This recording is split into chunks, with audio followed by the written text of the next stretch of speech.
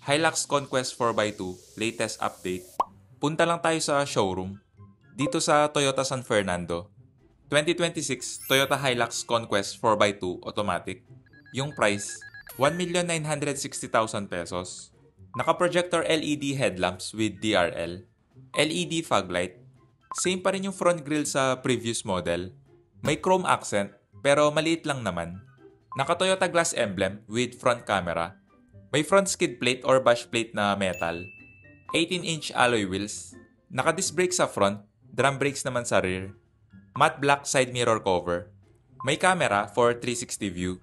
Equipped din to ng blind spot monitor. Matte black door handle with smart entry button. Mataas din yung ground clearance. Check natin yung interior.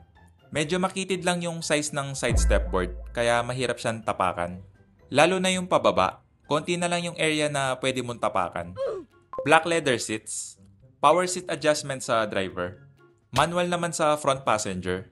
Sa door panel, hard plastic. Padded leather armrest. Power window switch na automatic. May ambient light na color blue.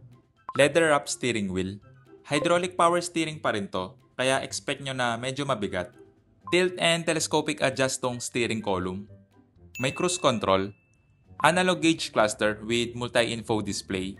Push start ignition. May cup holder sa baba ng AC vent. Same sa front passenger. Pagdating sa visibility, okay naman, mataas yung ride height. Kitang-kita yung hood. Hindi rin sobrang kapal ng A-pillar, kaya less blind spot. 9-inch infotainment system. Wala nga lang volume and tuning knob. Dual zone climate control. Okay naman yung feel ng knob, solid and walang wobble. Storage space lang to, wala siyang wireless charging pad. May 212-volt socket. May 2 USB ports sa side ng infotainment screen. 6-speed automatic transmission. May eco and power mode. Manual handbrake. Padded leather center armrest. Check natin yung storage. Malaki na rin yung storage space. May upper glove compartment or cool box. Dampen yung glove box. Walang vanity mirror yung sun visor. Sa front passenger, meron. Gusto ko yung piano black accent sa interior nitong Conquest. Maganda siyang tignan kahit na scratch magnet. Iset ko lang yung driver seat sa driving position ko. Check natin yung back seat. For reference lang, 5'7" yung height ko. Sa door panel, hard plastic. Padded leather armrest. Power window switch na automatic. May ambient light na color blue. Black leather seats. May grab handle sa B-pillar. Nakaset na to sa driving position ko. Yung legroom. Okay naman yung space, hindi sobrang luwag, hindi rin masikip. Yung foot space, makakapag-stretch ka pa rin. Hindi nga lang flat yung floor, medyo mataas din yung hump. Okay lang yung seating position dito sa middle seat. Comfortable na rin. May AC vent. Yung headroom, nasa 3 to 4 inches pa. Okay naman yung seating position, hindi siya upright or 90 degrees. May center armrest with cup holders.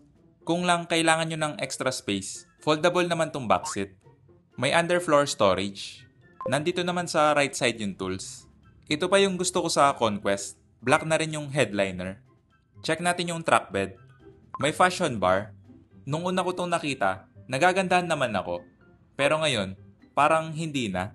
Sa opinion ko lang naman, nagmumukha siyang harap-likod dahil sa shape ng fashion bar. Okay naman yung design ng tailgate. Same pa rin sa previous model. Hindi lang ako fan nitong plastic trim sa third brake light. Parang hindi rin siya nakakadagdag ng forma. Pwede naman tanggalin. Yun nga lang, may butas yung tailgate kasi nakaklip siya. LED taillight. May reverse camera. Parking sensor. Equipped to ng tailgate assist, kaya expect nyo na magaan yung tailgate. Malaki na rin yung space ng truck bed. Under rail type yung bed liner nito. Check natin yung spare tire. Same sa stock wheel. Pagdating sa suspension, expect nyo na yung firm ride, lalo na kung wala kayong sakay or karga. Kung mapapansin nyo, konti na lang yung play ng lip spring. Kaya kung mapapadan kayo sa may lubak, expect nyo na yung matigas na bagsak. Check natin yung engine bay. Standard na rin yung hood lift assist. Kinonfirm ko to sa dalawang agent. 2.8 liter turbocharged diesel engine. Same power sa 4x4 variant, pero less torque. Nag-check din ako sa website ni Toyota. 2.4 liter pa rin yung Conquest 4x2. Chinek ko rin yung display nila dito. 2.4 liter pa rin yung displacement. Pero try ko pa rin itanong sa iba kung bago na ba yung engine ng Conquest 4x2. Palike na lang and subscribe. Paalam.